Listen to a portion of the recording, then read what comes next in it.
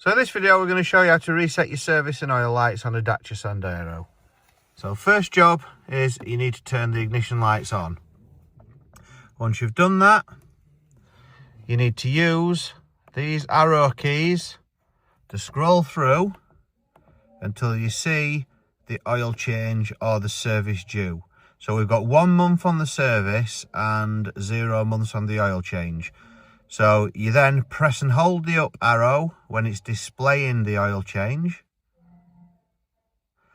until it starts to flash. Keep it pressed down and it'll flash and reset the new one.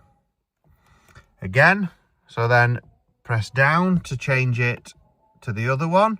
And if you want to reset that as well, same again, press and hold the up key.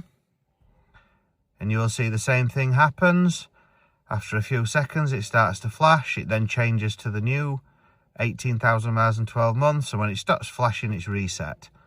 And that is how easily you can reset your service and inspection light on a Dacia Sandero. If this has helped you, give us a like and please subscribe to the channel. It helps us get more of these videos up for you and helps people with hints and tips. See you on the next one.